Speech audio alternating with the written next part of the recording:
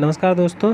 हम लोग पढ़ रहे थे परसेंटेज और परसेंटेज पे अपनी 4 क्लासें हो चुकी हैं। अगर अभी तक आपने नहीं देखी हैं तो प्ले लिस्ट बनी हुई है, वहाँ से आप इसे देख सकते हैं। आज 5वां उसी पे लेक्चर है और आज हम डिस्कस करने वाले हैं कि परसेंटेज में जो वेन डायग्राम पे आधारित सवाल बनते हैं वो किस तरीके के बनते हैं और उन्हें कैसे हल किया जा सकता है।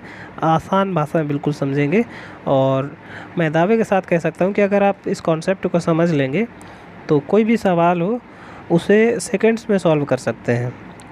पहले आपको थोड़ा सा ध्यान से कॉन्सेप्ट को समझना होगा कि कॉन्सेप्ट क्या है वेन डायग्राम का, ठीक है। अच्छा देखिए, जैसे मैं ये मान लूँ कि ये कोई एक रेक्टेंगल है। ये जो रेक्टेंगल है ये पूरे एक विद्यालय को दर्शा रहा है। ये मान लीजिए कोई एक विद्यालय है, ठीक है। और इस विद्यालय में 100% विद्यार्थी हैं। कितने भी संख्या में विद्यार्थी हों वो अपने आप में 100% ही होगा।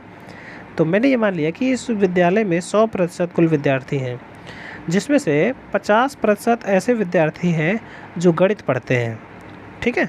और 40% ऐसे विद्यार्थी हैं जो इंग्लिश पढ़ते हैं। तो ये जो सर्कल है ये सब्जेक्ट्स को दिखा रहे हैं। 50% विद्यार्थी गणित विषय को पढ़ते हैं यानी मैथ्स को पढ़ते हैं और 40% विद्यार्थी इंग्लिश को पढ़ते हैं। और 20% ऐसे विद्यार्थी हैं जो मैथ के साथ साथ इंग्लिश भी पढ़ते हैं। तो 20% चूँकि मैथ और इंग्लिश दोनों पढ़ रहे हैं तो ये कॉमन वाला हिस्सा है, इसलिए मैंने इसे कॉमन के अंदर रखा है। इन दोनों में कॉमन है जो हिस्सा, उसे मैंने यहाँ पे रख दिया, ठीक है। अच्छा, जैसे आपसे अब इसमें सवाल ये पूछेगा कि ये बताइए कि ऐसे कितने विद्यार्थी हैं जो केवल मैथ पढ़ते हैं। तो आप मुझे बताइए, अगर ये पूरा सर्कल 50 को दर्शा रहा है, अगर ये पूरा सर्कल 50 को दर्शा रहा है जिसमें से 20 ऐसे हैं जो मैथ के साथ साथ इंग्लिश भी पढ़ रहे हैं, तो अगर इस 50 में से हम 20 को माइनस कर दें तो इधर जो 30 बचेगा ये वही विद्यार्थी होंगे। इधर जो 30 बचेगा ये वही विद्यार्थी होंगे जो केवल मैथ को पढ़ेंगे। बात समझ में आ रही है कि नहीं? अच्छा, अगर आपसे पूछ लिया जाए कि ये बताइए इतने ऐसे कितने विद्यार्थी हैं जो केवल इंग्लिश पढ़ रहे हैं, तो फिर से आप उसी चीज़ को समझेंगे कि ये वाला गोला दर्शा रहा है इंग्लिश को, जिसमें से 20 ऐसे विद्यार्थी हो गए जो इंग्लिश के साथ साथ मैथ को पढ़ रहे हैं। तो अगर इस 40 में से हम 20 को माइनस कर देंगे तो जो 20 निकल के आया ये वो विद्यार्थी हो गए जो केवल इंग्लिश को पढ़ते हैं। इतनी बात समझ में आ रही है आपको? बोलिए हाँ। अच्छा, आगे देखिए, अब हम ये समझेंगे इसमें कि कुल ऐसे कितने विद्यार्थी हुए जो मैथ या इंग्लिश पढ़ रहे हैं। तो आप कहेंगे कि यह 30 + 20 + 20, यानी हमारे पास कुल ऐसे 70 विद्यार्थी निकल के आए जो या तो मैथ पढ़ रहे हैं या इंग्लिश पढ़ रहे हैं या मैथ के साथ साथ इंग्लिश भी पढ़ रहे हैं। अच्छा, कुल 100 विद्यार्थी थे हमारे पास, उसमें से 70 जो है ये मैथ इंग्लिश में से कोई ना कोई विषय पढ़ रहे हैं। तो 100 में से 70 ही पढ़ रहे हैं, तो बाकी 30 कहाँ गए?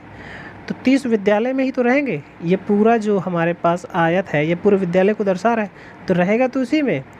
लेकिन वो इन 2 विषयों में से नहीं पढ़ रहे हैं, तो हो सकता है कोई अन्य विषय पढ़ रहे हो, तो इनमें से वो नहीं होंगे, इसलिए हम उन्हें सर्कल से बाहर रखेंगे। सर्कल से बाहर रख दिया ये 30। ये 30 वो विद्यार्थी हुए जो ना तो मैथ पढ़ रहे हैं ना ही इंग्लिश पढ़ रहे हैं। वो अन्य विषय हो सकता है पढ़ रहे हो, लेकिन हमें इतना पता है कि ना तो वो मैथ पढ़ रहे हैं ना ही इंग्लिश पढ़ रहे हैं। क्या आप इतनी बात को समझ पा रहे हैं कि नहीं? बोलिए हाँ। अगर आप इस बात को समझ पा रहे हैं तो बताइए, कोई दिक्कत हो रही है आपको तो वो बताइए।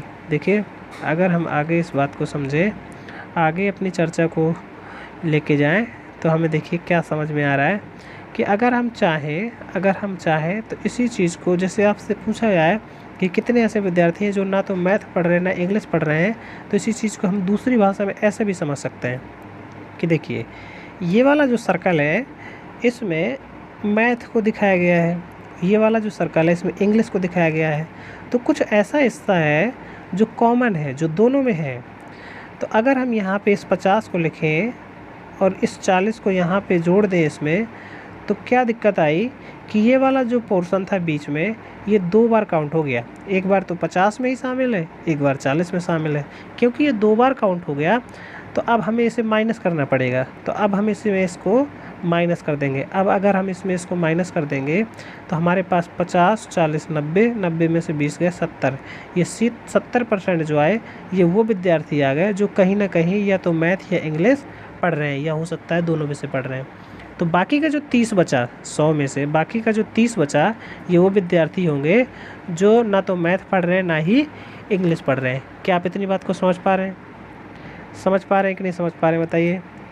अगर आप इतनी बात को समझ पा रहे हैं तो अब हम क्वेश्चन की ओर मूव कर सकते हैं और आसानी के साथ उन सवालों को सॉल्व कर सकते हैं। देखिए जैसे मैं पहला ही सवाल ले लूँ। पहला सवाल जैसे ये रहा, ये है आपकी स्क्रीन पे पहला सवाल। किसी परीक्षा में 35% छात्र हिंदी में फेल हुए, 45% छात्र अंग्रेजी में फेल हुए और 20% छात्र दोनों विषयों में फेल हुए। उन छात्रों का प्रतिशत ज्ञात कीजिए जो दोनों विषयों में पास हुए। कैसे करेंगे सवाल को देखिए। सबसे पहले इसे वेन डायग्राम में सजा लेंगे।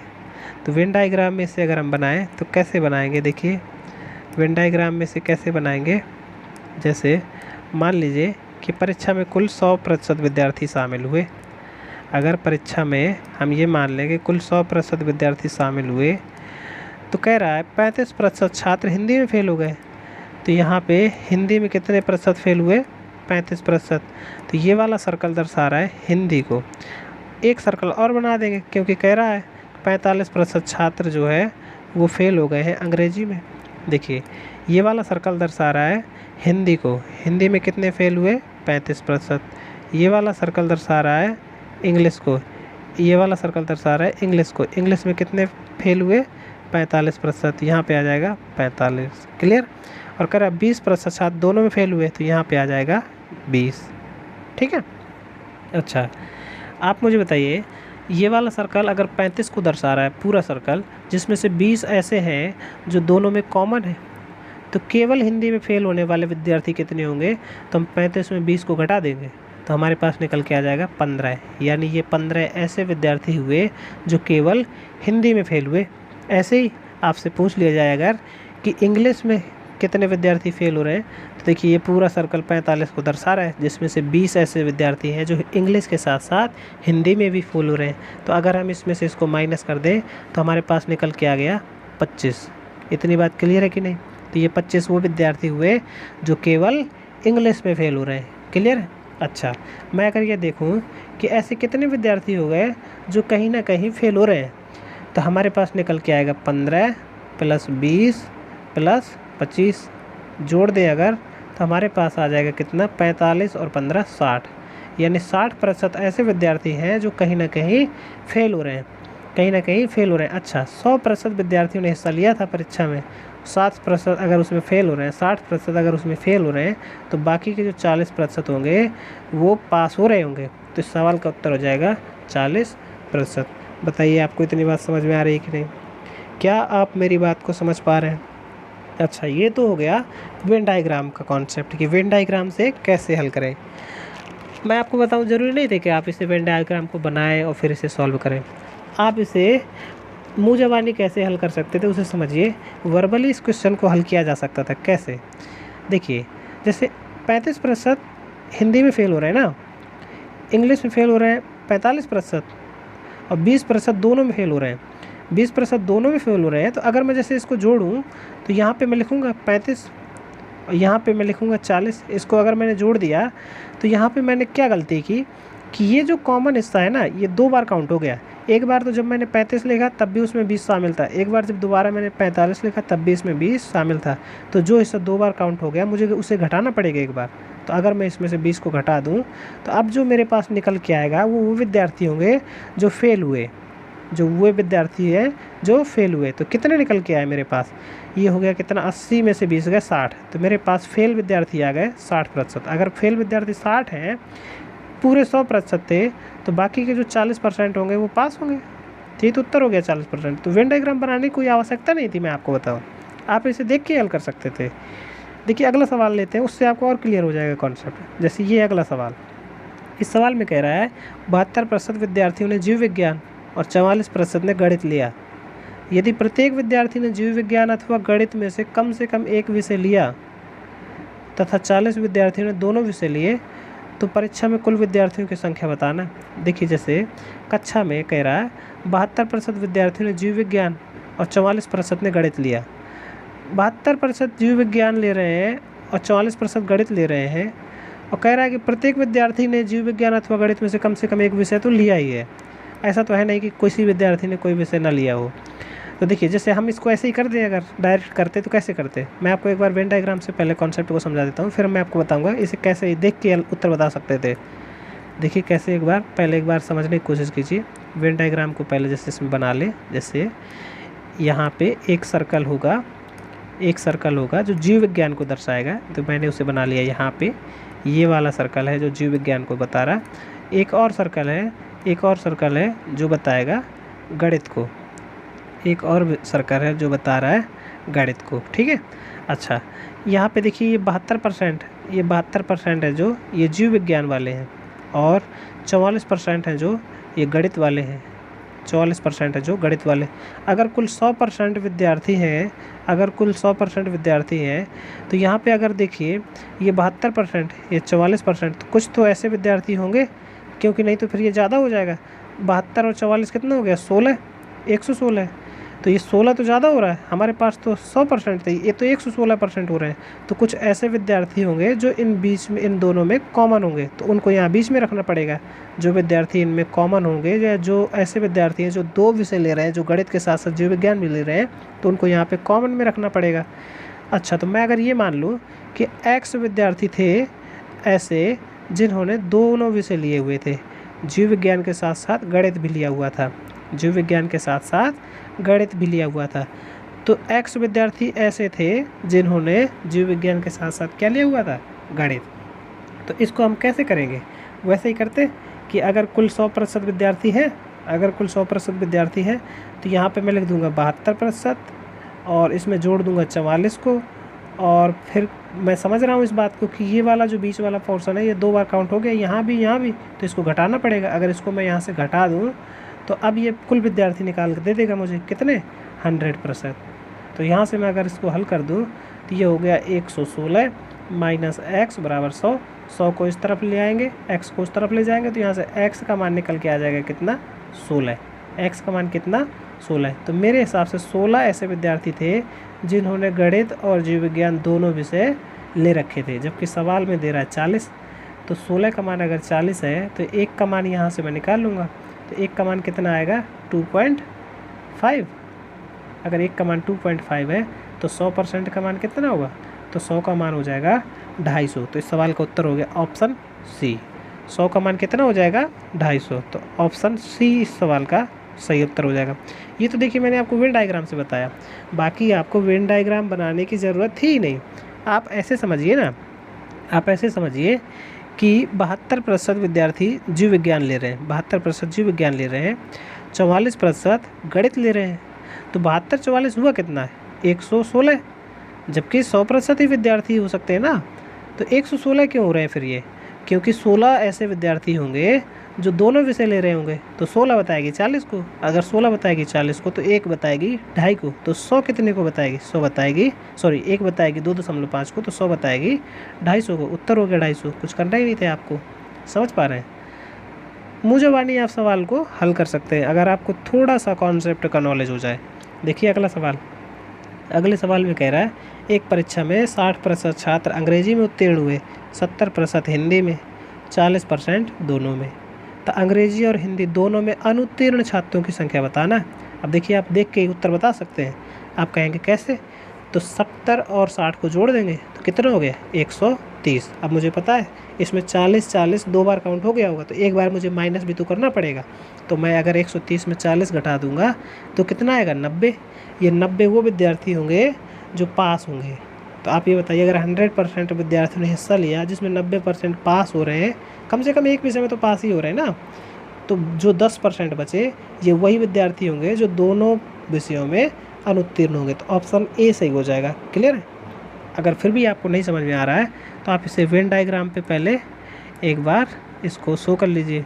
वेन डायग्राम पे अगर इसको एक बार हम देखें, कैसे वेन डायग्राम बनाएंगे, आप देखिए वेन डायग्राम इसे बनाते तो कैसे बनाते कि ये हो गया परीक्षा, और परीक्षा में शामिल हो गए विद्यार्थी 100%, ठीक है। अच्छा, परीक्षा में शामिल हो गए 100%। अब यहाँ पे 60% छात्र हो गए अंग्रेजी में उत्तीर्ण, और 70% विद्यार्थी हो गए हिंदी में उत्तीर्ण। तो ये वाला हिस्सा अगर अंग्रेजी को बता रहा है तो यहाँ पे लिख देंगे 60। ये वाला हिस्सा अगर हिंदी को बता रहा है तो यहाँ पे लिख देंगे 70। और ये वाला हिस्सा ऐसा है जो दोनों को बता रहा है तो यहाँ पे आ जाएगा 40। क्लियर है? अच्छा, इंग्लिश में 60, 40 ऐसे हैं जो दोनों में इंग्लिश के साथ साथ हिंदी में, तो केवल इंग्लिश में कितने होंगे? 60 में 40 घटा देंगे तो यहाँ पे आ जाएगा 20। ऐसे यहाँ पे हिंदी में 70, 40 ऐसे हैं जो हिंदी के साथ साथ इंग्लिश में भी, तो 70 में 40 घटा देंगे तो यहाँ पे आ जाएगा 30। क्लियर है? तो मेरे हिसाब से 40, 30, 70, 20, 90 ऐसे विद्यार्थी आ गए जो कम से कम एक विषय में या एक से ज़्यादा विषय में पास हुए। ये बता रहा है पास को। अगर ये पास को बता रहा है कि कम से कम एक विषय में या एक से ज़्यादा विषय में, तो फिर ऐसे 10 विद्यार्थी बच रहे हैं जो ना तो एक विषय में भी पास नहीं हो रहे हैं, एक भी विषय में पास नहीं हो रहे हैं, तो वो दोनों विषयों में फेल हुए विद्यार्थियों की संख्या आ गई 10। तो 100 का 10 कितना परसेंट हुआ? 10%। तो ऑप्शन ए सही हो जाएगा। क्लियर है कि नहीं? ये बताएगा फेल को, तो ऑप्शन ए सही है। कोई दिक्कत हो बताइए। बाकी मैंने आपको कैसे बताया था समझने के लिए, मैंने आपको बताया था कि जैसे ये 70, सॉरी ये 60, ये 70, तो इसको जोड़ दीजिए तो 60 और 70 कितना हो गया? 130। लेकिन यहाँ पे दिक्कत क्या है कि ये जो 40 है इसको आपने यहाँ भी जोड़ा 60 में, इसको आपने यहाँ भी जोड़ा, तो ये 2 बार काउंट हो गया। तो इसको एक बार माइनस कर दीजिए। अगर इसको एक बार माइनस कर देंगे अब ये आ गया 90। ये बताएगी पास को। अगर ये 90 पास को बताएगा तो कितने बचे फिर? 10 ही तो बचे जो फेल को बताएंगे, क्योंकि 100% है टोटल, तो ये 10 बताएगा फेल को। उत्तर हो गया 10%। चलिए अगला सवाल ले लें अगर, तो अगला सवाल है, एक परीक्षा में 80% विद्यार्थी अंग्रेजी में, 85% गणित में और 75% दोनों विषयों में, गणित और अंग्रेजी में उत्तीर्ण हुए। यदि 40 विद्यार्थी इन दोनों विषयों में अनुत्तीर्ण हुए तो परीक्षार्थी की कुल संख्या कितनी थी? ये बताना है। तो आप देखिए, देख के उत्तर बता सकते हैं। कैसे? 80 85 को जोड़ दीजिए। 80 85 को अगर जोड़ दें फिर उसमें 75 को माइनस करना पड़ेगा, क्योंकि 75 वहाँ भी शामिल वहाँ भी शामिल। तो 80 और 85 कितना हो गया? 160 और 5 165। 165 में 75 घटा दें अगर तो आ गया 90। यानी ये 90% तो पास हैं, कहीं ना कहीं तो पास हैं, एक विषय में या एक से ज़्यादा विषय में तो पास ही है। तो बाकी जो 10% बचे ये ऐसे विद्यार्थी होंगे जो दोनों विषयों में अनुत्तीर्ण होंगे। तो 10% का मान दे रहा है 40। अगर 10% का मान 40 है तो एक का मान आएगा 4। तो 100% का मान कितना हो गया? 400। देख के उत्तर लगा सकते हैं, ऑप्शन बी सही है। बाकी आपका फिर भी दिल नहीं मान रहा तो उसे आप वेन डायग्राम से कैसे करते, देखिए यहाँ से वेन डायग्राम से कैसे करते हैं इसको एक बार सवाल को थोड़ा छोटा कर लें और एक बार इसको मैं वेन डायग्राम पे शो करके आपको दिखा दूं। तो वेन डायग्राम यहाँ पे ये हो गया। इस परीक्षा में 100% विद्यार्थी हो गए और यहाँ पे 2 सर्कल ड्रॉ कर लेंगे हम हमेशा की तरह। 2 सर्कल यहाँ पे हमने ड्रॉ कर लिए, एक तो ये हो गया और एक हो गया ये सर्कल, ठीक है। अच्छा, अब इंग्लिश में 80%, तो यहाँ पे हो गया इंग्लिश, यहाँ पे हो गया 80%। और गणित में 85%, तो ये हो गया गणित और यहाँ पे हो गया 85%, ठीक है। 75% दोनों में, तो यहाँ पे हो गया 75। अगर 80 में 75 घटा देंगे तो ये केवल इंग्लिश वाले आ गए, तो केवल इंग्लिश में 5% उत्तीर्ण हुए, ठीक है। ऐसे ही केवल मैथ में कितने उत्तीर्ण हुए, तो 85 में 75 घटा देंगे तो केवल 10 आ जाएगा। अब हम इन सबको जोड़ देंगे तो ये पास वाले आ जाएंगे, कहीं ना कहीं पास है, या तो एक विषय में या दोनों विषय में। तो कितने आ गए?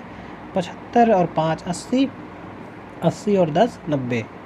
ये 90 ऐसे हैं जो कहीं ना कहीं पास हैं, या तो एक विषय में या फिर दोनों विषयों में। तो बाकी के जो 10 बचे वो एक भी विषय में पास नहीं हो रहे हैं, समझ रहे हैं। तो ये दोनों विषय में फेल हैं ये 10। तो ये 10 का मान सवाल में दे रहा है 40। अगर 10 का मान सवाल में 40 दे रहा तो एक का मान निकल के आएगा 4। एक का मान अगर 4 आ गया तो इस 100 का मान कितना होगा? तो इसमें आप 4 का गुणा कर देंगे तो 100 का मान हो जाएगा 400। समझ पा रहे हैं?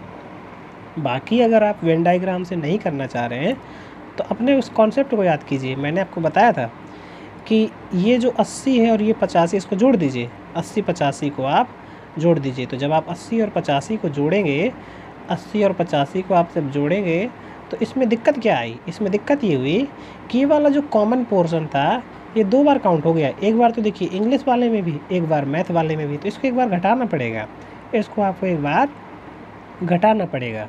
तो अगर आप इसमें एक बार इसको घटा दें तो अब यहाँ पे जो निकल के आएगा वो पास वाले विद्यार्थी निकल के आ जाएंगे। तो कितना हो गया ये हो गया 165। 165 में 75 घटा देंगे तो ये आ गया 90। तो यानी 100 में से 90 विद्यार्थी ऐसे हैं जो कहीं ना कहीं पास हैं, या तो एक विषय में या एक से ज़्यादा विषय में।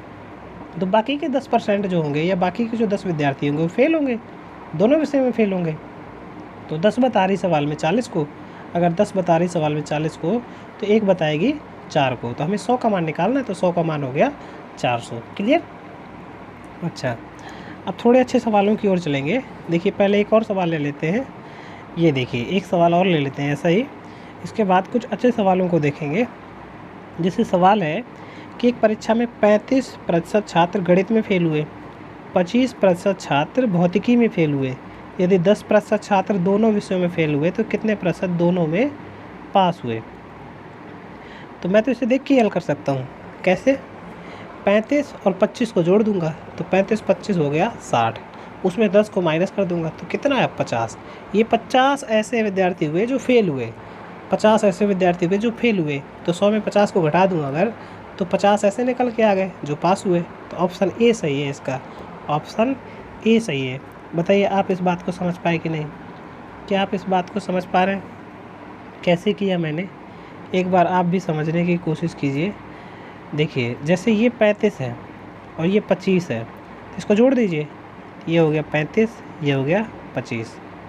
अच्छा, अब ये जो 10 है, क्योंकि ये इसमें भी कॉमन है, इसमें भी कॉमन है, तो यहाँ पे हमने इसको 2 बार काउंट किया है, तो इसको एक बार माइनस भी तो करना पड़ेगा। अब इसमें माइनस कर देंगे तो कितना हो गया? 60 में 50 गए 50, 60 में 10 गए 50। तो अब ये 50 जो आया ये बता रहा है किसको? फेल को। ये बता रहा है फेल को।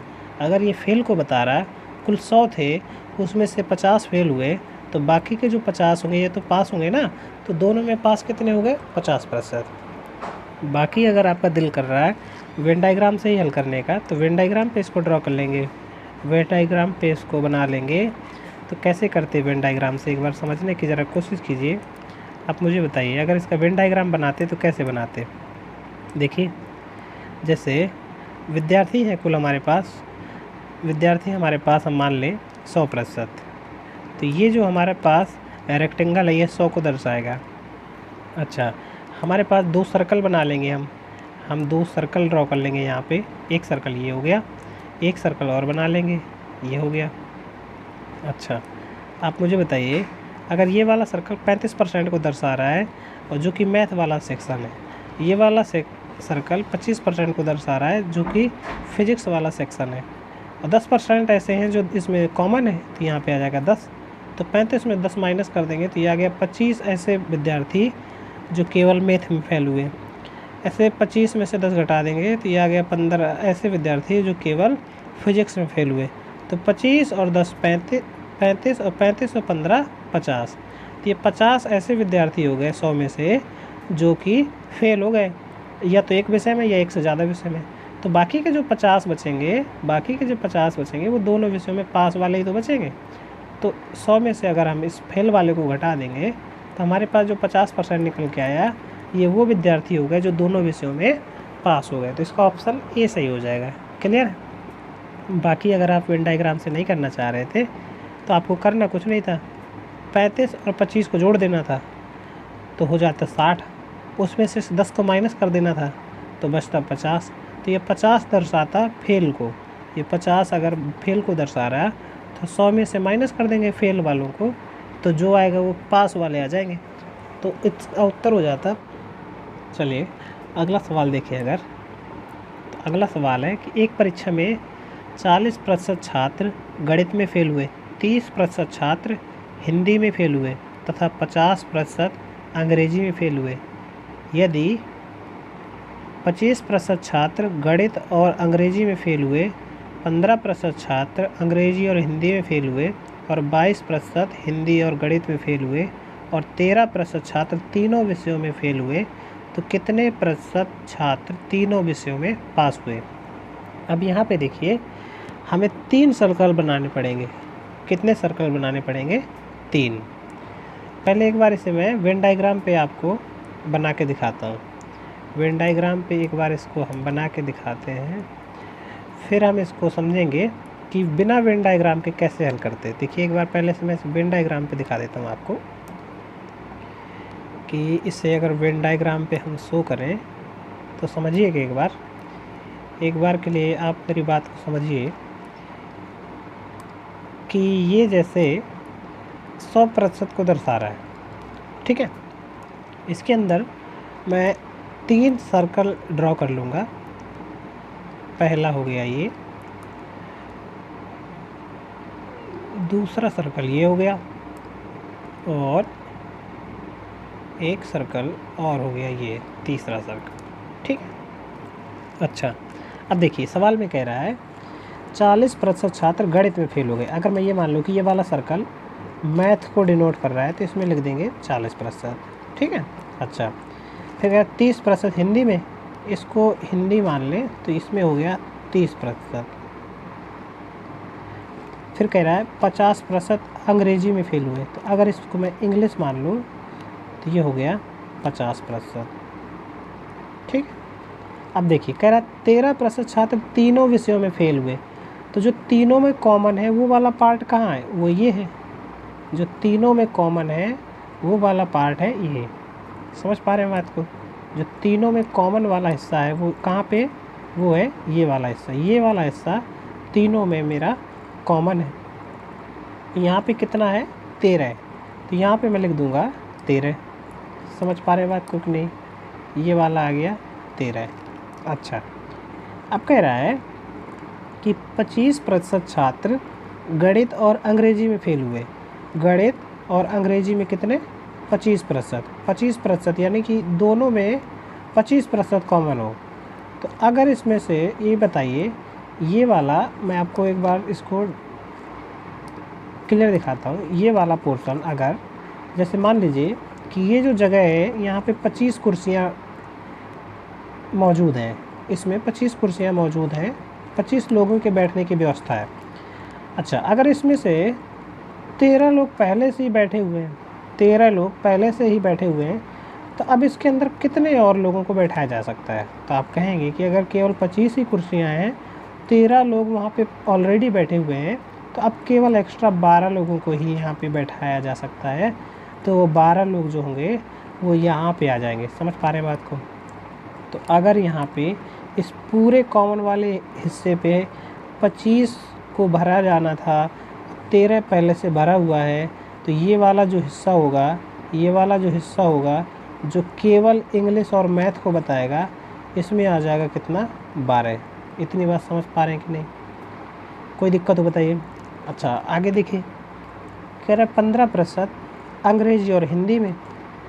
अंग्रेजी और हिंदी में 15, तो 13 देखिए पहले से मौजूद, तो यहाँ पे 2 को ही भरेंगे हम।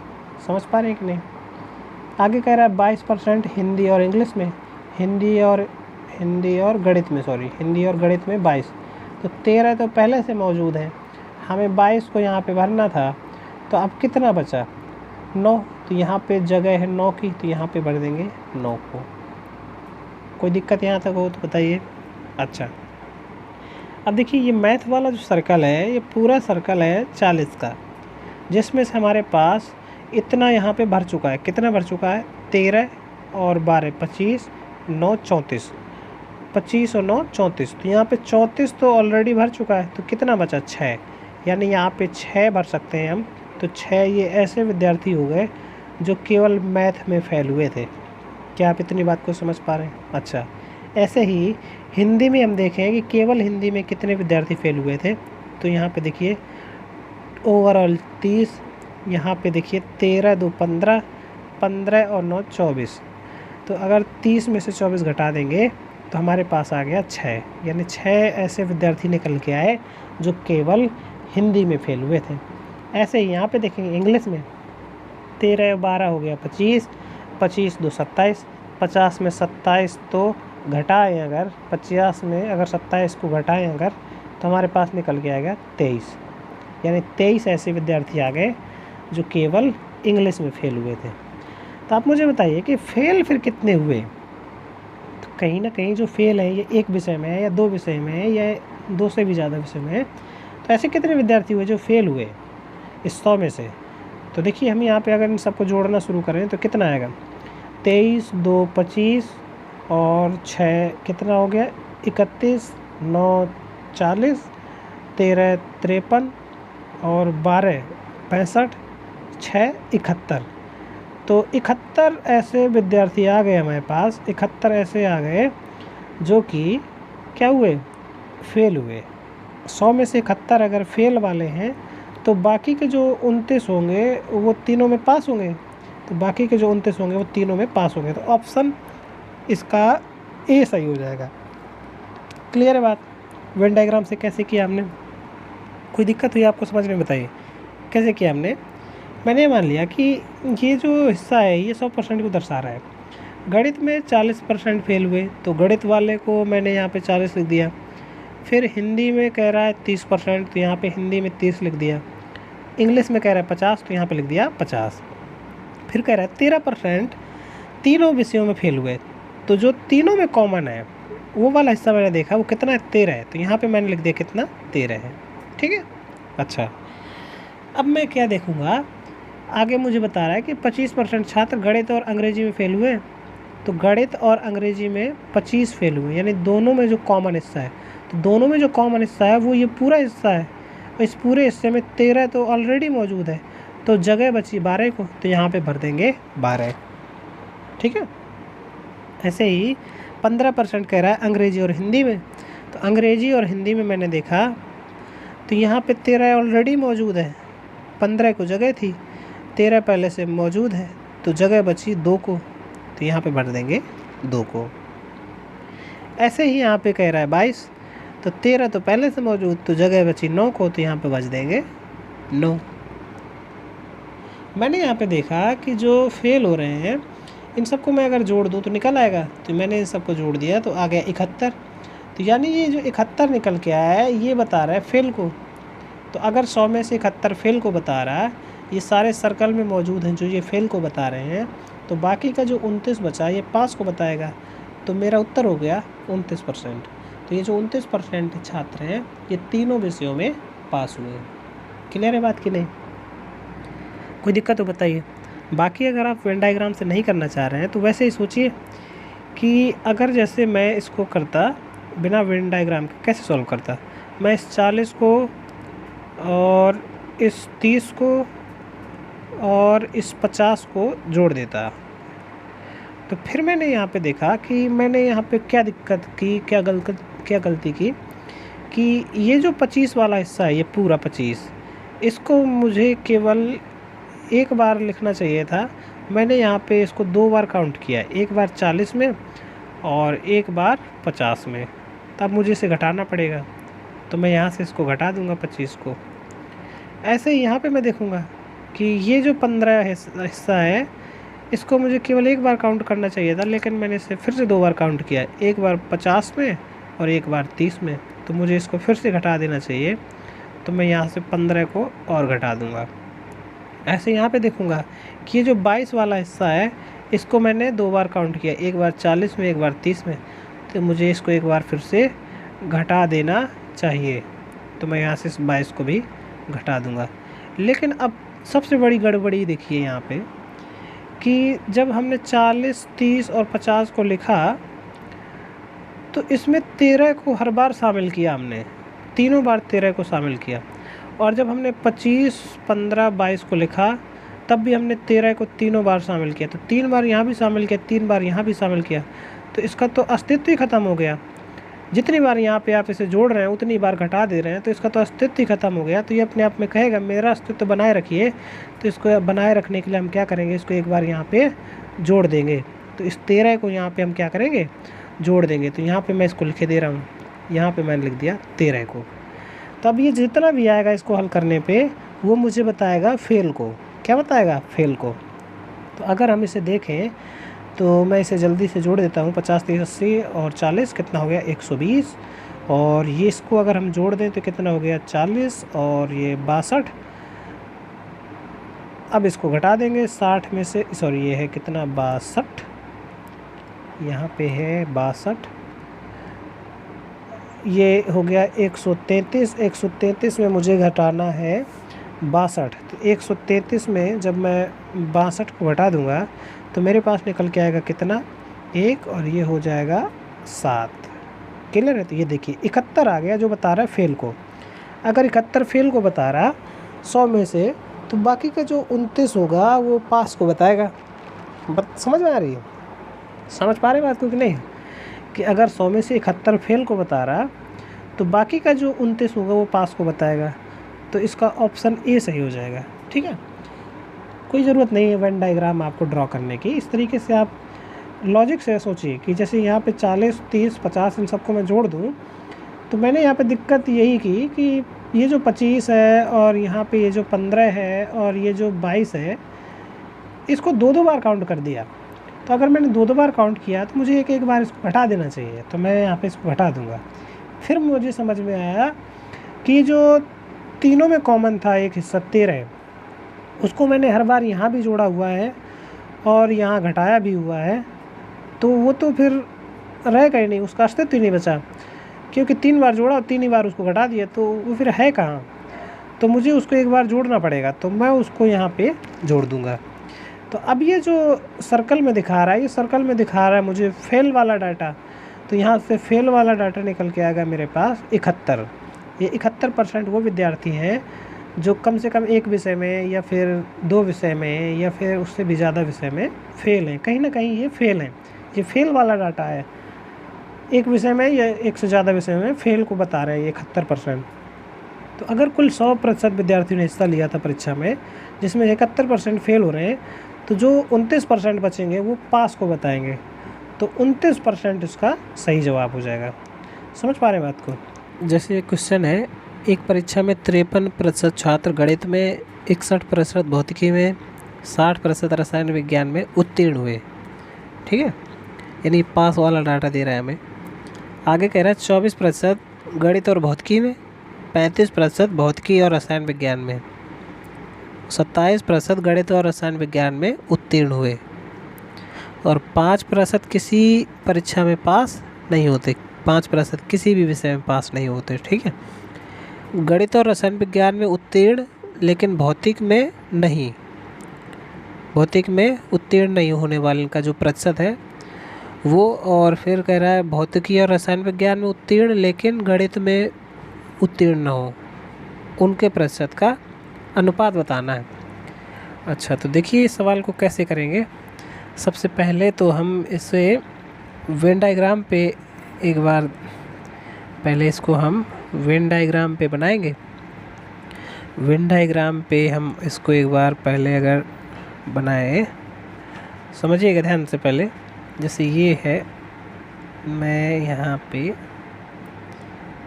इसको बना दिया और 3 सर्कल मुझे यहाँ पे बनाना है। एक सर्कल हो गया ये, एक सर्कल हो गया ये, और एक और सर्कल मुझे बनाना है, वो सर्कल हो गया ये। ठीक है, अब देखिए समझिएगा, कह रहा है कि 53% गणित में पास हुए हैं। ये अगर मैथ को बता रहा है तो यहाँ पे लिख देंगे 53%, और भौतिकी में 61%। तो ये अगर फिजिक्स को बता रहा है तो ये यहाँ पे 61% पास हुए हैं।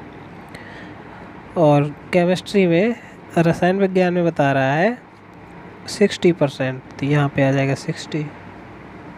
ठीक है, आगे कह रहा है कि 24% गणित और भौतिकी में, ये गणित और ये भौतिकी, यहाँ पे ये जो टोटल है इन दोनों में से कॉमन वाला हिस्सा ये है 24।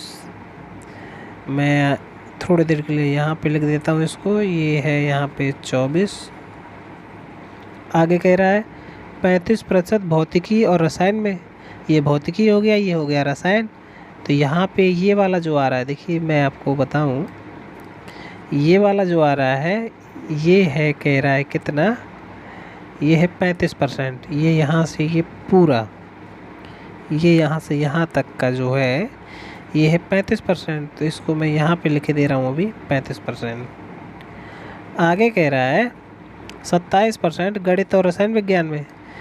तो इसको मैं अगर और रंगीन बना दूँ थोड़ा, तो ये जो ये वाला हिस्सा है, ये वाला हिस्सा, ये गणित और रसायन वाला, ये है 27%। ठीक। अच्छा, अब कह रहा 5% किसी में भी पास नहीं होते। ये तो सर्कल में जितना भी हमने डाटा दिखाया, ये तो वो डाटा है जो पास वाला डाटा है। तो जो पास ही नहीं होते वो सर्कल में तो आएगा ही नहीं, तो सर्कल के बाहर जाएगा वो, तो वो आ गया यहाँ सर्कल के बाहर, ये आ गया 5। ठीक है। कुल मेरे पास थे 100 विद्यार्थी, 100% ही मान लिया मैंने, 100 मान लिया, तो 100 विद्यार्थी मेरे पास कुल थे। उनमें से 5 यदि किसी में भी पास नहीं होते, किसी भी विषय में पास नहीं होते, तो बाकी के जो 95 होंगे वो तो किसी न किसी विषय में पास ही हो रहे हैं। यानी 95 जो है वो इस सर्कल को दर्शाएगा, पूरे सर्कल को दर्शाएगा 95। ठीक है।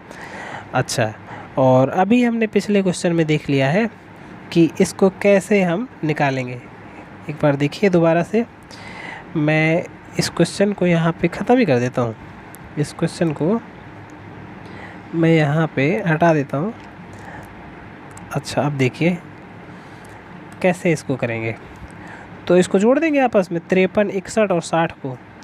तो जब हम जोड़ेंगे 53 में 61 और फिर 60, तो जब हम इन तीनों को जोड़ा तो इसमें कहाँ दिक्कत है? दिक्कत यहाँ है कि जैसे हमने जब फिजिक्स को लिया या मैथ को लिया, जैसे मान लीजिए मैथ को लिया, तो मैथ में देखिए ये जो 24 है ये हमने काउंट कर लिया। ठीक है, यानी इस 53 में 24 काउंटेड है। जब हमने फिजिक्स को लिया तब भी हमने इस 24 को काउंट कर लिया, तो ये 24 हमारा 2 बार काउंट हो गया। तो एक बार हमें इसको यहाँ से घटाना पड़ेगा, तो इसको यहाँ से हम एक बार 24 को माइनस कर देंगे। ऐसे ही जब हमने मैथ को लिया तो इस 27 को काउंट कर लिया, जब केमिस्ट्री को लिया तब भी इसको काउंट कर लिया, तो ये 2 बार काउंट हो गया, तो इसको एक बार फिर से इसको भी माइनस करना पड़ेगा। ऐसे ही जब हमने फिजिक्स को देखा तो उसमें ये जो 35 है इसको काउंट कर लिया, केमिस्ट्री में भी एक बार 35 को काउंट कर लिया, तो ये 2 बार काउंट हो जा रहा है, इसलिए इनको एक बार माइनस कर देंगे। क्लियर है? अच्छा, अब क्या दिक्कत है? अब दिक्कत ये है कि देखिए जब मैंने जैसे मैथ को लिया था तो इसमें ये जो तीनों में कॉमन वाला सेक्शन है, ये वाला सेक्शन, इसको मैंने काउंट कर लिया था। जब फिजिक्स को लिया फिर एक बार काउंट कर लिया, जब केमिस्ट्री को लिया फिर एक बार काउंट कर लिया, तो ये मेरा 3 बार काउंट हो गया है। जो तीनों में कॉमन वाला हिस्सा है ये 3 बार यहाँ पे काउंट हो चुका है। अच्छा, ऐसे ही जब हमने इनको ये माइनस किया तो देखिए जब हम 27 को माइनस किया तो एक बार काउंट हो गया, जब 24 को माइनस किया तो एक बार काउंट हो गया, 35 को माइनस किया तो एक बार काउंट हो गया, तो तीनों बार यहाँ पे भी काउंट हो चुका। जो चीज़ यहाँ पे भी तीनों बार काउंट है वही चीज़ यहाँ पे भी तीनों बार काउंट है, तो उसका कोई अस्तित्व ही नहीं बचा। तो उसको बनाए रखने के लिए हमें उसको एक बार यहाँ पे जोड़ना पड़ेगा। तो इसको हम कुछ भी मान लें, मान लिया कि ये x है, तो यहाँ पे इसको एक बार जोड़ना पड़ेगा, तो मैंने यहाँ पे इसको जोड़ दिया। ठीक है, अब ये मेरा सर्कल जो आ गया, ये पूरा सर्कल आ गया, तीनों सर्कल, ये पूरे तीनों सर्कल का डाटा ये पास को बता रहा है, ये पूरे तीनों सर्कल का डाटा पास को बता रहा है। अच्छा, तो अब यहाँ से देखिए कुल 100 परीक्षार्थियों ने हिस्सा लिया था, जिसमें से 5 ऐसे हैं जो किसी भी विषय में पास नहीं हो रहे हैं, जो हर विषय में फेल हैं, हर विषय में फेल हैं। तो कुल 95 ऐसे विद्यार्थी होंगे जो कम से कम एक विषय में या उससे ज़्यादा विषय में तो पास होंगे ही होंगे। तो ये वाला डाटा पूरा 95 के बराबर आ जाएगा। बताइए क्या आप मेरी इस बात से सहमत हैं? अच्छा, आगे क्या करेंगे? अब हम इन सबको जोड़ देंगे। तो इसको अगर मैं जोड़ूं तो कितना हो गया? ये 6 6 12 5 17 और 17 और ये आ गया कितना, 170 और 4 74, 174। ठीक है, ऐसे ही इसको जोड़ देंगे तो कितना हो गया? ये हो गया 3 3 6 6 2 8 और ये हो जाएगा कितना, 11 5 16, ये आ गया 6। ठीक है, ये आ गया प्लस x बराबर 95। अब इसमें से इसको माइनस कर देंगे, इसको अगर हम माइनस कर देंगे तो कितना आएगा? ये 74 पहले घटा दिए तो 100 आ गया। अब ये 74 से अभी कितना ज़्यादा है? ये 74 से अभी ज़्यादा कितना है? तो 6 और 6 12। इसको एक बार घटा दें, 12 और घटा देंगे तो ये फिर ये आ जाएगा 88। अब प्लस x बराबर आ गया 95। क्लियर है कि नहीं? अच्छा, अब यहाँ से x का मान निकल के आ जाएगा कितना? ये इस तरफ जाएगा तो घट जाएगा, तो यहाँ से आ गया 7। यानी कि जो तीनों में कॉमन वाला हिस्सा था इसका मान है 7। अच्छा, अब देखिए अगर इसका मान 7 है, जो तीनों में कॉमन वाला हिस्सा है ना मेरे भाई, इसका मान है 7। तो अगर मैं यहाँ पे इसको 7 लिख दूँ, जैसे मैं यहाँ पे अगर 7 लिख दूँ तो देखिए क्या होगा। अगर जैसे ये 7 है, ये पूरा यहाँ से यहाँ तक का 24 था, इसमें अगर ये इतना 7 हो गया तो यहाँ पे ये कितना बचेगा? ये वाला हिस्सा कितना बचेगा मेरे भाई बताइए? अगर ये 7 हो गया तो आप कहेंगे कि 24 में से मैं इसको घटा दूंगा, क्योंकि ये पूरा 24 था। 24 में से अगर 7 को मैं घटा दूंगा तो मेरा ये वाला हिस्सा निकल के आ जाएगा कितना? 17। अच्छा, ये तो आ गया आपका 17। अच्छा, ये वाला निकाल के दिखाइए, ये कैसे निकालेंगे? तो आप कहेंगे कि पूरा 27 था, इसमें से अगर ये 7 निकल के आ गया तो मैं 27 में से घटा दूंगा उसको, और 27 में घटा दूंगा तो ये आ जाएगा कितना? 20। ऐसे इसमें कर देंगे आप। ये पूरा 35 था, इसमें से अगर इस 7 को घटा देंगे तो आपके पास ये निकल के कितना आ जाएगा? आप कहेंगे कि ये निकल के आ जाएगा 28। अब हमसे यही कह रहा था कि मैथ और केमिस्ट्री में जो पास है लेकिन फिजिक्स में जो पास नहीं है वो लेना है। तो मैथ और केमिस्ट्री में जो पास है, फिजिक्स में पास नहीं है, ऐसा हमारे पास डाटा आ गया 20। तो ये डाटा हमें यहाँ पे लिख देना है। ये हो गया हमारे पास कितना? 20। अब इसका हमें अनुपात बताना है किससे? वो कह रहा है कि फिजिक्स और केमिस्ट्री में तो जो पास है लेकिन मैथ में पास ना हो उसके साथ। तो ऐसा हमारे पास आ जाएगा 28, क्योंकि 7 को तो हम लेंगे नहीं, क्योंकि 7 तो फिर ये मैथ में भी पास हो रहा है, तो हमारे पास ये आ जाएगा केवल 28। तो हमें इनका अनुपात बताना है, तो इसको काट देंगे। 4 से काट दिया 5 बार और 4 से काट दिया 7 बार, तो ये आ गया 5:, ये आ गया 5। 4 से काट दिया तो ये आ गया 5 और ये हो गया 7। 5:7। इस सवाल का उत्तर हो गया 5:7। 5:7। बताइए, इतनी बात क्लियर है कि नहीं? कोई दिक्कत हो बताइए। मुझे नहीं लग रहा है आपको यहाँ तक समझने में कोई दिक्कत आई होगी। चलिए अगला सवाल अगर ले लें। अगला सवाल ये रहा, ये बढ़िया सवाल है, मैं आपको बताऊँ। इसमें कह रहा है एक कॉलेज के सर्वेक्षण में ये पाया गया कि मैथ्स पढ़ना 99% को पसंद है, ठीक है, फिजिक्स पढ़ना 52% को पसंद है और केमिस्ट्री पढ़ना 50% को पसंद है। मैथ और फिजिक्स दोनों पढ़ना 20% को पसंद है। 21% को मैथ और केमिस्ट्री दोनों पढ़ना पसंद है। 23% को फिजिक्स और केमिस्ट्री दोनों पढ़ना पसंद है। यदि 5% को इन तीनों विषयों में से कोई भी पढ़ना पसंद नहीं है तो पता करें कि केवल एक विषय मैथ, भौतिक और रसायन विज्ञान पसंद करने वाले कितने प्रतिशत विद्यार्थी हैं। अच्छा देखिए, तो इस सवाल को हल करें तो उसके लिए हमें पहले वेन डायग्राम बनाना होगा। तो वेन डायग्राम के लिए पहले हम यहाँ पे इसे ड्रॉ कर लेते हैं। देखिए, मैं अगर इसमें अपना डाटा दिखाऊं, इसमें मुझे 3 सर्कल को बनाना है। एक सर्कल हो गया मेरे पास ये, एक सर्कल हो गया मेरे पास ये, इसको थोड़ा सा मुझे छोटा कर लेना चाहिए, और एक सर्कल हो गया मेरे पास ये। ठीक है मेरे भाई। अच्छा, अब देखिए आगे देखिए।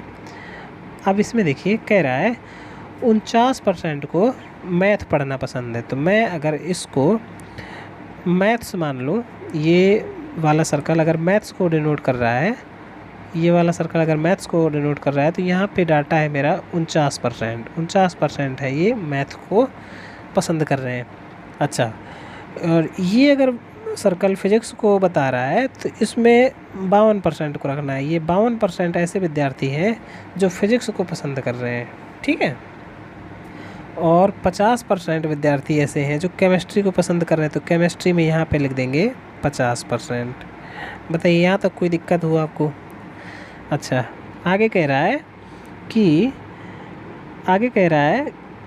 मैथ और फिजिक्स दोनों पढ़ना पसंद है जिन्हें, वो ऐसे 20% विद्यार्थी हैं जिन्हें मैथ और फिजिक्स दोनों पढ़ना पसंद है। यानी ये जो कॉमन वाला हिस्सा है ये यहाँ पे है 20, तो यहाँ पे मैं इसको 20 भर दूँगा। यहाँ पे मैंने जैसे भर दिया मान लो 20, यहाँ से यहाँ तक का ये पूरा वाला जो ये सेक्शन है ये है मेरा कितना, 20 में से यहाँ पे लिख देता हूँ, ठीक है। अच्छा, आगे देखिए कह रहा है मैथ और केमिस्ट्री में ऐसे ही कह रहा है 21%। तो यहाँ से यहाँ तक का ये जो पूरा सेक्शन है ना मेरे भाई, मैं आपको बताऊँ, इसको मैं दूसरे रंग से दिखा देता हूँ ताकि आपको ज़्यादा क्लियर समझ में आए। जैसे यहाँ पे ये वाला जो पूरा हिस्सा है, ये हिस्सा कह रहा ये है कितना, 21%। तो यहाँ पे मैं लिख दूँगा 21। आगे कह रहा है फिजिक्स और केमिस्ट्री दोनों वाला जो है वो है 23। तो यहाँ पे जो है ये वाला ये कितना है, ये कह रहा है 23 है। तो यहाँ पे मैं लिख दूँगा कितना, 23, ठीक है। ये सब सर्कल के अंदर है, ये 20, 21 और 23 मैंने इसे लिख दिया है अभी, क्योंकि ये जो तीनों में कॉमन वाला हिस्सा ये अभी मुझे मालूम नहीं है, तो मैंने इसको ऐसे लिख दिया। अब आगे कह रहा है कि 5% ऐसे विद्यार्थी हैं जिनको कोई भी विषय पसंद नहीं है। सर्कल में तो ये वो विद्यार्थी हैं जिन्हें कोई ना कोई विषय पसंद है, भले ही ज़्यादा विषय पसंद नहीं तो कम से कम एक विषय पसंद है, ऐसे विद्यार्थी हैं सर्कल के अंतर्गत। एक से ज़्यादा भी विषय पसंद करने वाले, 2 से भी ज़्यादा विषय पसंद करने वाले, लेकिन ऐसा कोई विद्यार्थी नहीं है सर्कल में जो एक भी विषय पसंद न करता हो। लेकिन सवाल में कह रहा है 5% ऐसे विद्यार्थी हैं जिन्हें एक भी विषय पसंद नहीं है, तो फिर उन्हें तो सर्कल के बाहर रखना पड़ेगा, मजबूरी है हमारी, तो इसे हम बाहर रख देंगे। तो ये आ गया हमारे पास 5%, ये ऐसे विद्यार्थी हैं जिन्हें कोई भी विषय पसंद नहीं है, उनको हमने सर्कल से बाहर रख दिया। अगर ये पूरा डाटा मेरे पास 100% का था, जिसमें 5% ऐसे विद्यार्थी हैं जिनको कोई विषय पसंद नहीं है, तो एक बात अगर मैं आपसे पूछूं कि आप ये बताइए ऐसे कितने प्रतिशत विद्यार्थी हैं जिनको कम से कम एक विषय या उससे ज़्यादा विषय पसंद है, तो आप कहेंगे कि 100 में से 5 को मैं घटा दूंगा, तो 95% ऐसे विद्यार्थी निकल के आ जाएंगे जिन्हें कम से कम एक विषय या उससे ज़्यादा विषय पसंद है। बताइए क्या आप इतनी बात को समझ पा रहे हैं? इतनी बात समझ पा रहे हैं कि नहीं? आप कहेंगे हाँ। अगर आपको इतनी बात समझ में आ रही है तो फिर आपको कोई दिक्कत आने वाली नहीं है सवाल को हल करने में। क्यों नहीं आने वाली? क्योंकि हम बाकी सारी चीज़ों को पहले ही पढ़ चुके हैं। इन सबको जोड़ देंगे, 49, 52 और 50 को। जब हमने 49, 52 और 50 को जोड़ना चाहा तो एक चीज़ हमें ये समझ में आई कि 20 को हमने 2 बार काउंट कर लिया, क्योंकि एक बार जब हमने मैथ्स को लिखना चाहा उसमें भी ये 20 काउंट है, और जब हमने फिजिक्स को लिखना चाहा उसमें भी काउंट है, तो इसे एक बार घटाना पड़ेगा।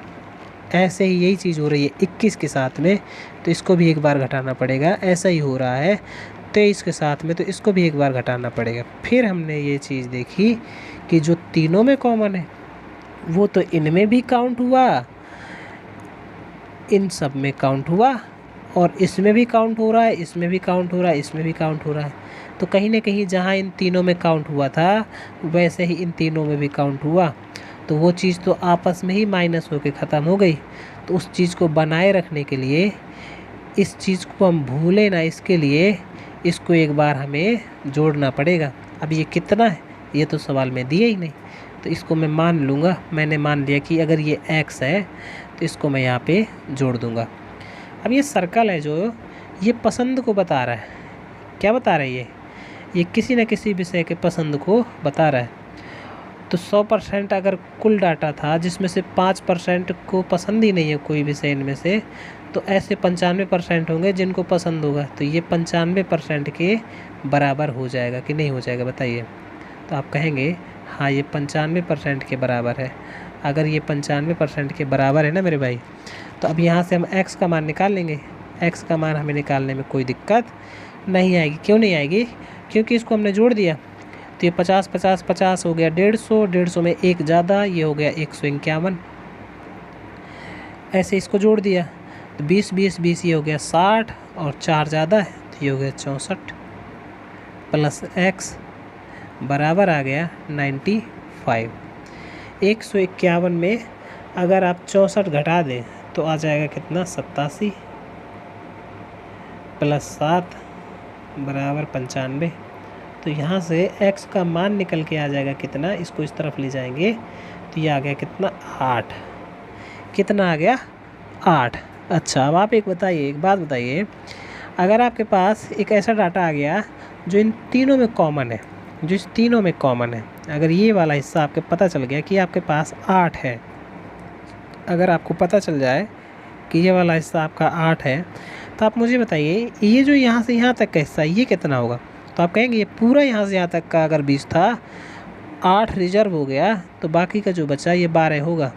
तो बाकी का जो बचा ये कितना होगा मेरे भाई, तो आप कहेंगे ये होगा 12। तो यहाँ पे आपने भर दिया 12।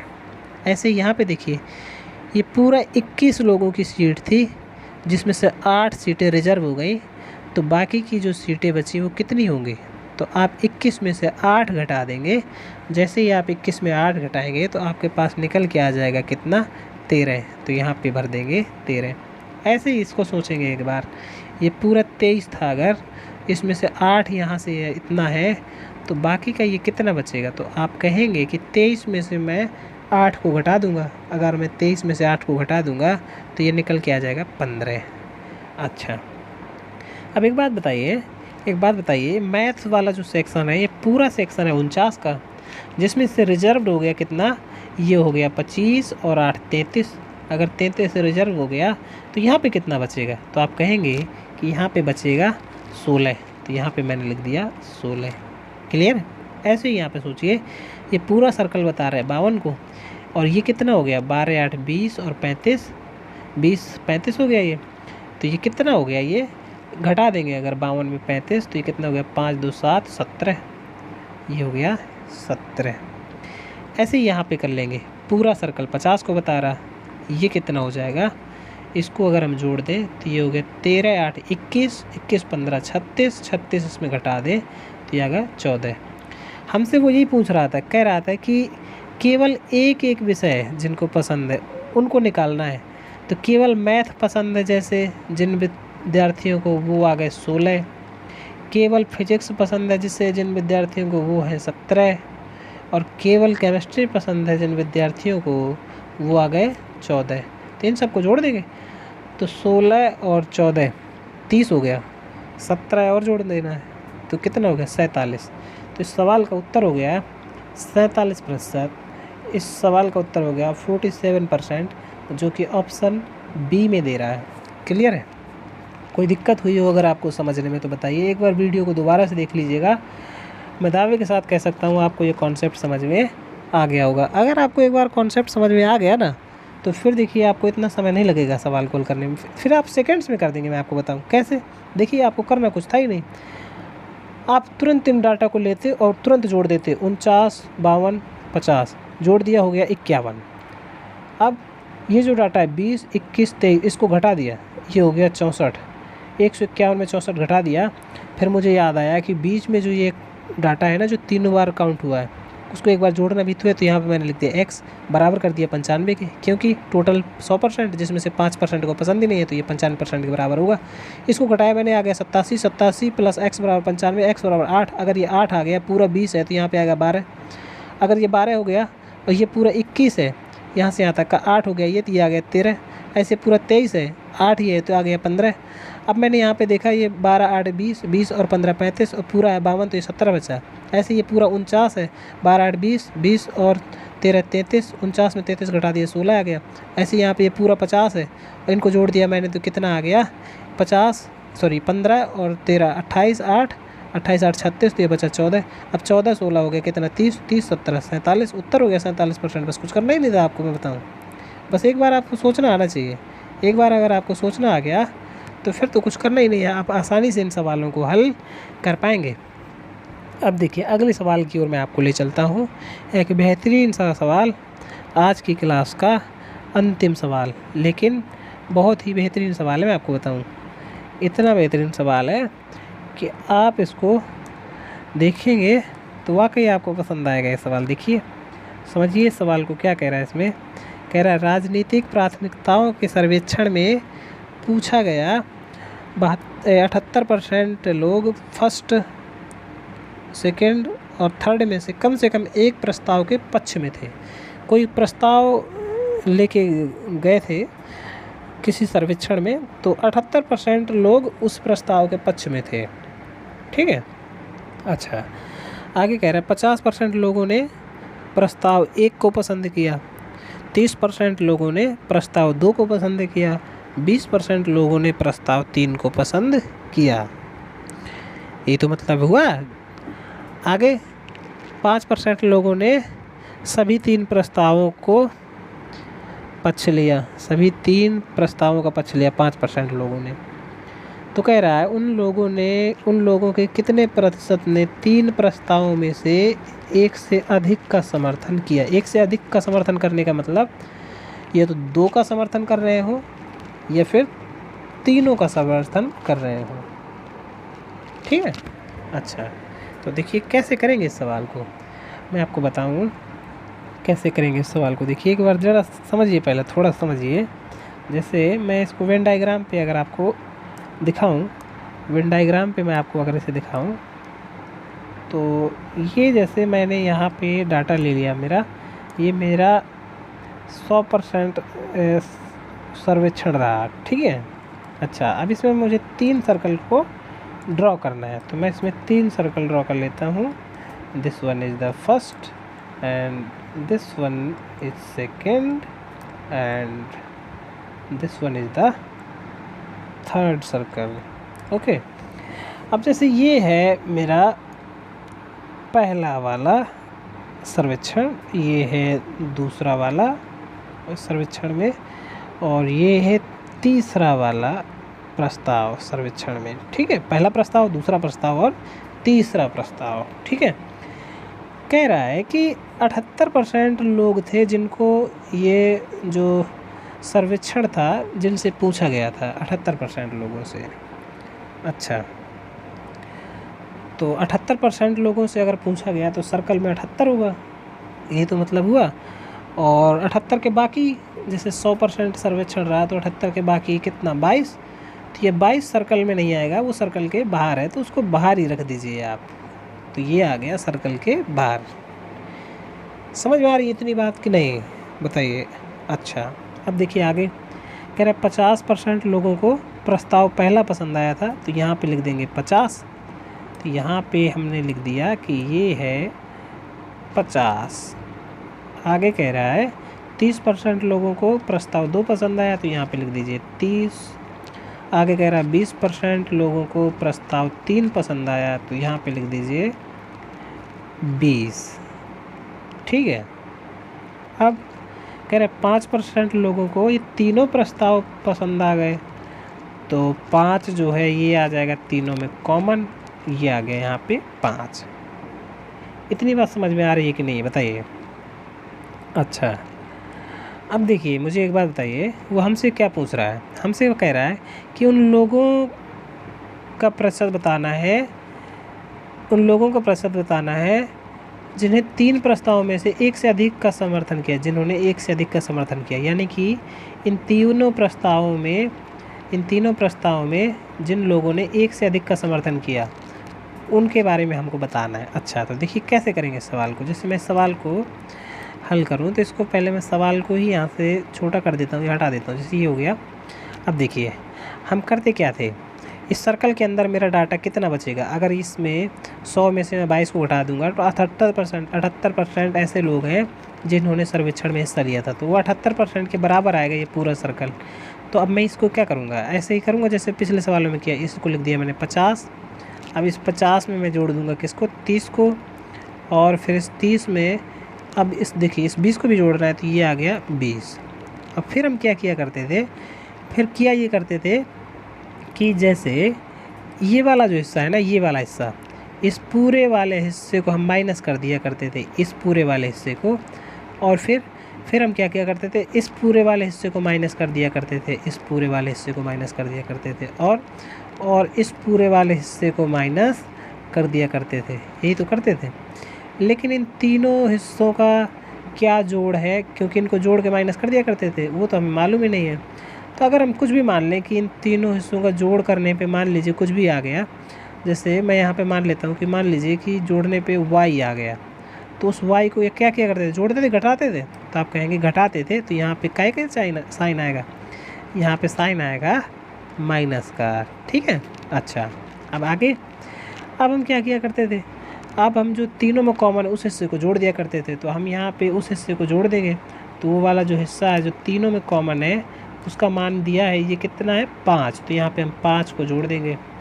और अगर हम इस 5 को जोड़ देंगे तो अब ये जो सर्कल के अंदर ये पूरा डाटा है ये कितना, तो 100 में से अगर हम नापसंद करने वालों को घटा देंगे तो कितना आएगा 78, तो ये 78 के बराबर आ गया, तो इसको लिख देंगे बराबर 78। बताइए इतनी बात समझ में आ रही है आपको कि नहीं आ रही है? क्या आपको इतनी बात समझ में आ रही है मेरी? अगर आप मेरी इतनी बात को भी समझ पा रहे हैं तब भी आपका सवाल हो जाएगा। देखिए कैसे, अब हम इसको जोड़ देंगे, इसको हमने जैसे ही जोड़ा तो ये कितना हो गया, ये हो गया 100 माइनस y प्लस 5 बराबर लिखा हुआ है 78। तो 105 y उस तरफ जाएगा, 78 इस तरफ आएगा, तो 105 में जब मैं 78 को घटाऊंगा तो ये आ गया मेरे पास y। 105 में 78 को मैंने घटाया तो ये मेरे पास आ गया कितना, ये मेरे पास आ गया 27। y का मान आ गया कितना, y का मान आ गया 27। अच्छा, अब एक बात बताइए, ये 27 क्या है? 27 ये पूरा वाला हिस्सा, ये पूरा वाला हिस्सा और ये पूरे वाले हिस्से का जोड़ ही तो है। लेकिन इसमें देखिए ये जो 5 है ना मेरे भाई, ये 3 बार जुड़ गया, ये 3 बार काउंट हो गया। तो इस 3 बार जो काउंट हुआ है 5, इसको इसमें से घटा दें, अगर इसमें से अगर इसको घटा दें तो फिर इतना आ जाएगा, ये अलग आ जाएगा, और इतना ये अलग आ जाएगा, और इतना ये अलग आ जाएगा, और उन तीनों का जोड़ बचेगा मेरे पास, उन तीनों का जोड़ बचेगा। अगर इस जो 3 बार ये 5 काउंट हो गया इसको मैं घटा दूँ तो 27 में से मैं इस 5 को 3 बार घटाऊंगा, तो मतलब 3 बार घटाने का मतलब 5 × 15 घटाना, तो इसको घटा दूंगा। तो ये जो फर्स्ट, अब देखिए मैं इसको आपको अलग से दिखा रहा हूँ, समझिएगा ज़रा। ये फर्स्ट वाला पोर्शन, ये सेकंड वाला पोर्शन, ये थर्ड वाला पोर्शन, इन तीनों का जोड़ आ जाएगा मेरे पास कितना, इन तीनों का जोड़ आ जाएगा मेरे पास 12। लेकिन मेरे भाई ये तो देखिए 2-2 विषय पसंद करने वाले आ गए। कोई तो ऐसा व्यक्ति होगा जिसे तीनों विषय पसंद होंगे, उसको भी तो जोड़ना पड़ेगा। तो एक बार इस 5 को भी जोड़ देंगे, तो 12 में 5 को ही जोड़ देंगे तो कितना आ गया 17। यानी 17% ऐसे विद्यार्थी निकल के आ गए जिनको एक से ज़्यादा जो प्रस्ताव थे वो पसंद थे। क्लियर है बात? इसी चीज़ को आप अपने भाषा में समझते तो ऐसे भी कर देते कि जैसे 27 में से मुझे इसको 3 बार घटाना है, 1 बार जोड़ना है, तो यानी कुल मिला के 10 को घटाना है, 27 में 10 घटाया, उत्तर आ गया 17। तो इसका ऑप्शन सी सही है। बताइए आपको इतनी बात समझ में आई कि नहीं? तो दोस्तों आज के लिए इतना ही रखते हैं। यहाँ से वेन डायग्राम के अपने सारे सवाल हो गए। अब हम कल शुरू करेंगे ये चुनाव संबंधी जो सवाल परीक्षाओं में आते हैं। ठीक है।